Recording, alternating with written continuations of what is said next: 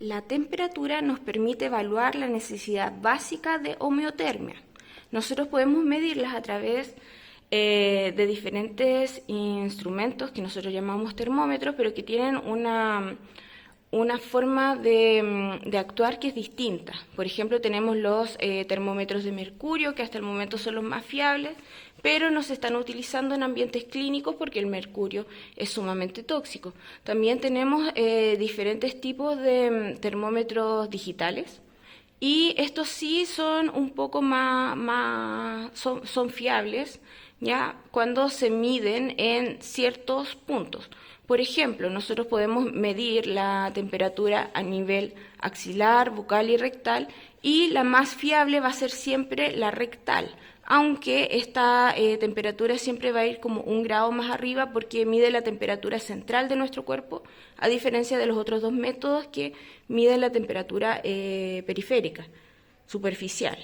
Pero no se utiliza mucho porque es muy invasiva. Y dentro de estos otros dos tipos, axilar y bucal, la más confiable es la temperatura axilar. Ahora, vamos a tener diferentes rangos para medir esta temperatura, y estos rangos van a variar muchísimo de acuerdo a la literatura. Entonces, yo solo voy a nombrar uno de los rangos para que ustedes puedan tener una orientación de estos términos técnicos, ¿ya? Entonces, cuando nosotros obtenemos el valor de la temperatura, nosotros lo vamos a valorar y le vamos a asignar un nombre técnico. Entonces, cuando tenemos una temperatura normal que se encuentra entre los 36 y los 36,9 grados Celsius, nosotros le vamos a llamar normotermia, o le podemos llamar también que el paciente está afebril. Cuando la temperatura se encuentra entre los 37 y los 37,4 grados, nosotros consideramos a este paciente que está subfebril. Luego, si este paciente tiene cualquier temperatura sobre los 37,5 grados, inclusive los 37,5, nosotros lo vamos a considerar febril. Y cualquier temperatura bajo los 35,9 grados, si está bien sensada la temperatura, debería considerar hipotermia. Entonces nosotros tenemos un proceso febril donde se pasa un umbral y se genera la fiebre, y vamos a tener un curso de esta fiebre y posteriormente un término. Entonces el estado subfebril nosotros lo vamos a encontrar acá, justo antes del umbral, y nosotros lo vamos a poder identificar porque el paciente está sintiendo mucho frío. ¿Por qué? Porque la temperatura de su cuerpo empieza a aumentar y esta se contrarresta con la temperatura del ambiente, por eso sienten este frío, ¿ya? Entonces, de esa forma lo podemos identificar antes de que presente este proceso febril. ¿Cuáles son los tipos de fiebre?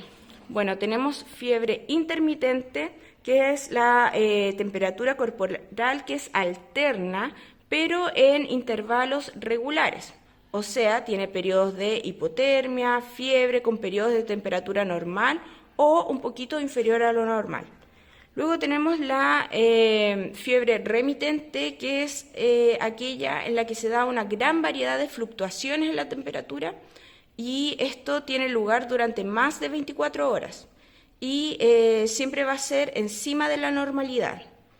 Luego tenemos la reincidente, que es aquella fiebre que se da como por periodos cortitos de tiempo y se intercala con periodos de temperatura normal.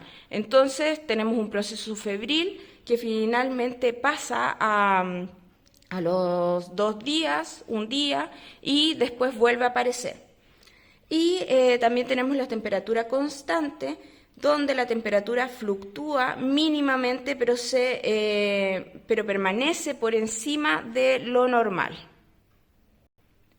¿Qué podemos hacer nosotros dentro de esta atención en un paciente con fiebre? Bueno, primero identificar en la etapa en la que él se encuentra, vamos a desabrigarlo un poco, que esto va a estar dentro de las medidas físicas. Podemos administrar abundante líquido solamente si tiene indicación médica de ello. Podemos colocar paños tibios en algunos puntos, como por ejemplo en el abdomen, en la frente, para bajar la temperatura. Nunca fríos, porque si no vamos a desencadenar otros mecanismos para contrarrestar este frío, ¿ya? Además, vamos a dar aviso si el paciente se encuentra con fiebre, por supuesto. Vamos a administrar medicamentos de acuerdo a la indicación médica, ¿ya? Vamos a estar observando si hay complicaciones, vamos a estar controlando con mayor frecuencia la temperatura, no vamos a esperar hasta el siguiente control que esté programado, y también vamos a tener que realizar algunas medidas como aseo, cambio de ropa de cama, si es que el paciente presentó mucha diaforesis.